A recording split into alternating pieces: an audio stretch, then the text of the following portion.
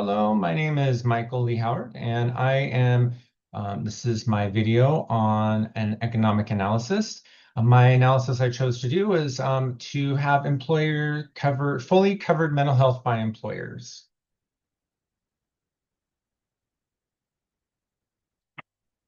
So speaking with mental health, doing just kind of a review of that. So my proposal is that mental health care coverage should be free, a free benefit for all employees. They should make this a free benefit. Looking at some information here per NAMI, 23.4% of adults currently struggle with mental health issues.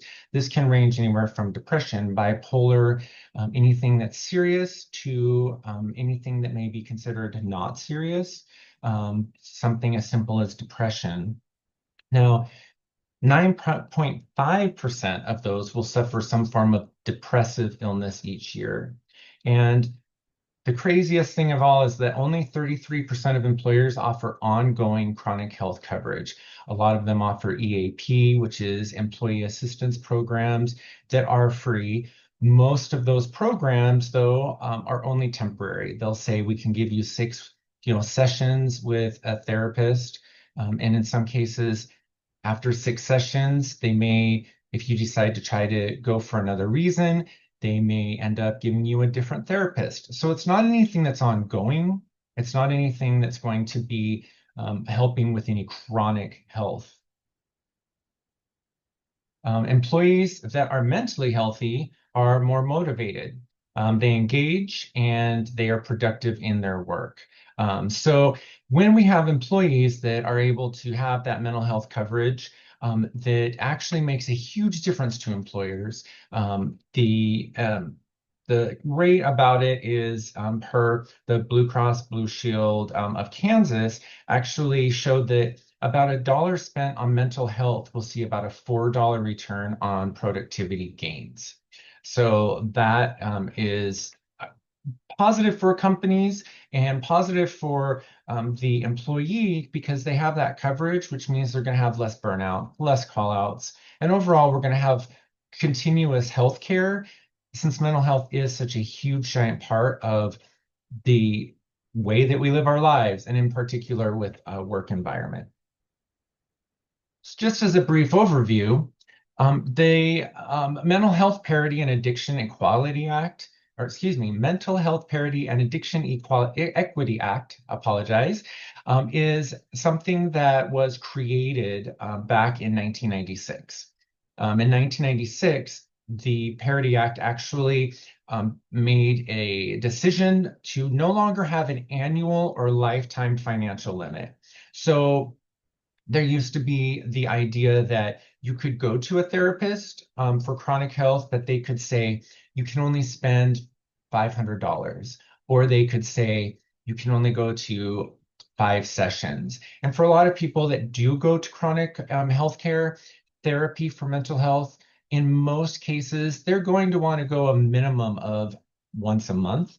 For ongoing chronic health conditions, most people will want to go every other week minimum, sometimes every week, sometimes every 3 weeks, but having those annual and lifetime limits really were stifling for a lot of people who were really having depression and these other disorders.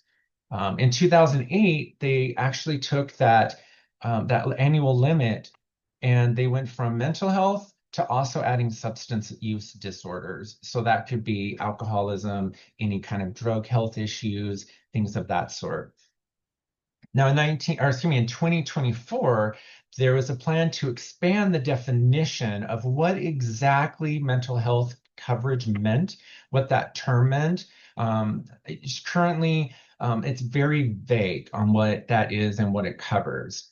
But that has currently been pushed back to a ruling for 2026. Now, the Mental Health Parity and Addiction Equity Act, it's a very tough word to say, does not require employees coverage set for a specific standard. And that's what I'm proposing, that we should create a free policy that all employers should be required to have free mental health care. I can use my work as an example. Currently, I go to therapy every other week. When I go to therapy, I first have to meet my deductible. Once I meet my deductible, then I have to pay 20% until I meet my out-of-pocket maximum. And even though I have a low deductible with my company, not everybody has that. And it can be very frustrating when you want to go seek help. And it's just very frustrating. So, in my opinion, employers should be covering all that.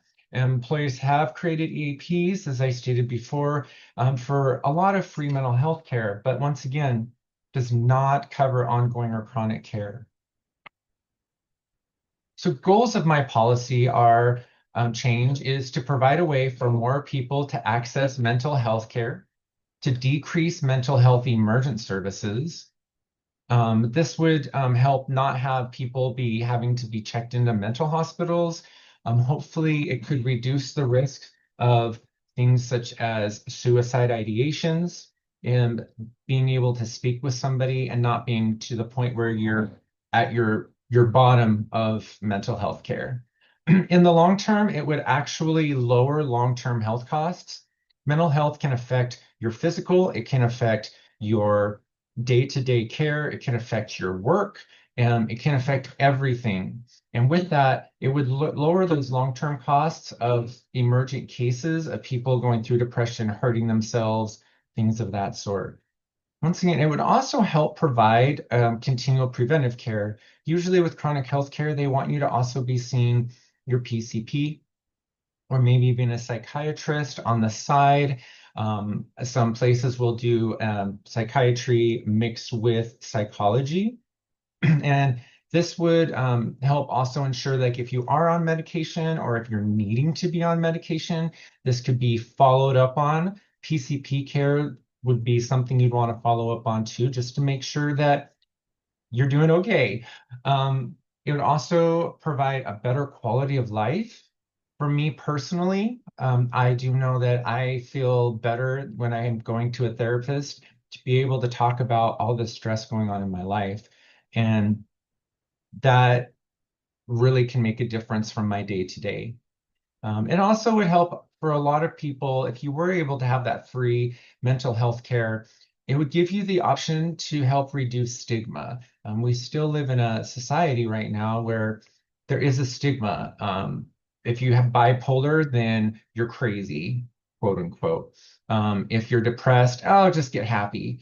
You don't need to talk to somebody and tell them your problems. If you've been in an abusive relationship and you have trauma, well, just get over it, you know. And so having that stigma of being able to say, I am in therapy, I am working through my things, that would help a lot of people. And as I stated earlier, greater productivity in the work environment. Um, Really, it can affect you. I've seen a lot of different situations where people are so stressed out, going through really, really tough times at home. And if they were able to just have that chronic therapy and not worry about the pay, which is an added stressor for a lot of people, it would add into having a greater productivity in your work environment. So my policy details would include redesigning the Mental Health Parity Act to include that all mental health coverage would be a no copay, no coinsurance.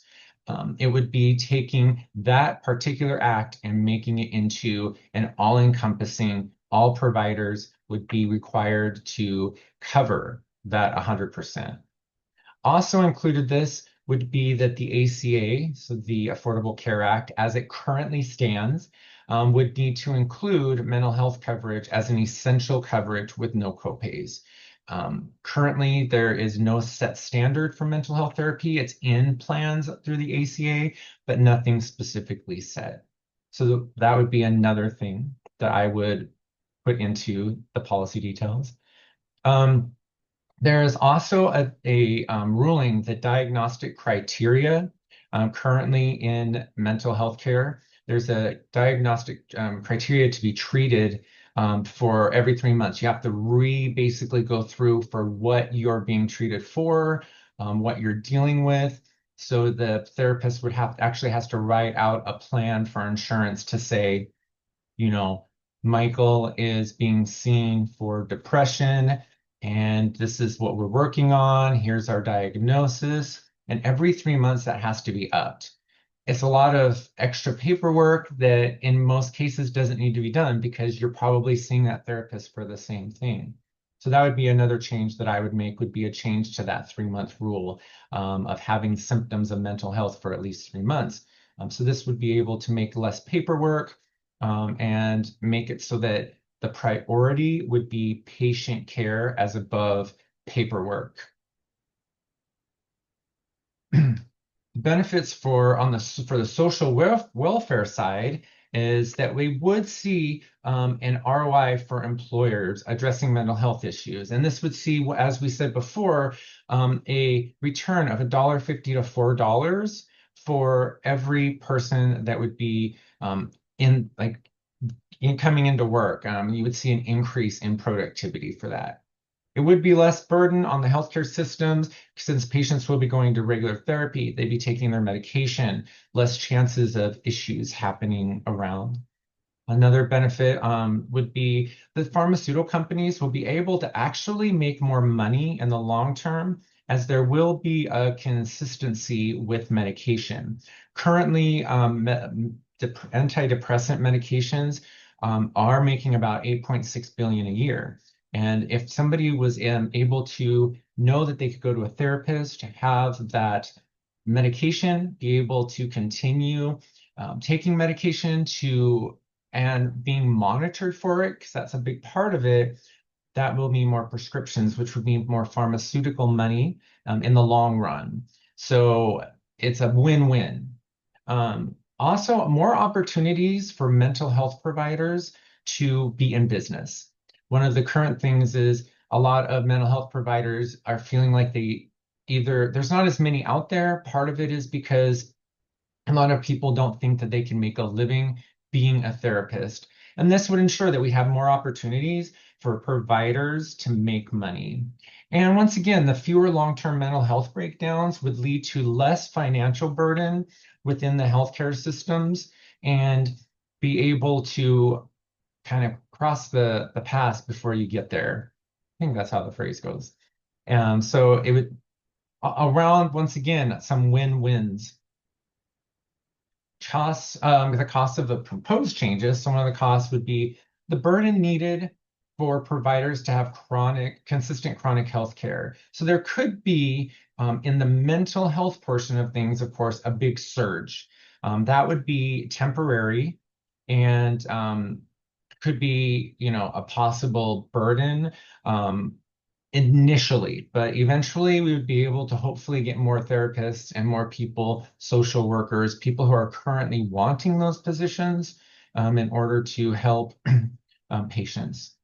Another thing that could possibly be a cost is there could be an increase in premiums. Hopefully there wouldn't, but some employers may not be able to work the deals that they want when they're negotiating pay, and there could be an increase in premiums for having that free mental health care.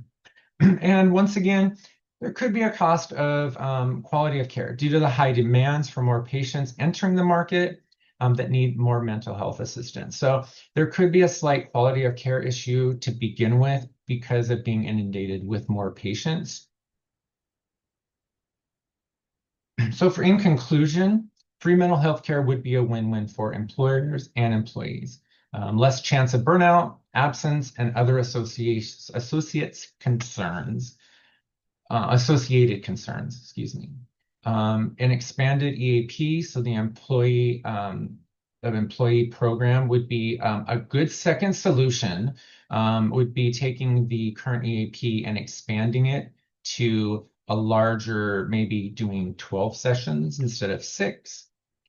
There could be initial struggle with care inundated in the market that it will wade itself through in time. It will eventually, get by. One thing that we could do is have politicians lobbying on this issue, and thereby, if politicians are talking about this, there is a perceived care of people with mental health disorders, may reduce that stigma as well. Drug companies would benefit with more people under therapist care, and we would have less long-term care needed from ongoing mental health issues. That's my conclusion. Thank you so much for listening. These are my references. And if you have any questions, feel free to reply back on my presentation. Thank you and have a good rest of your day.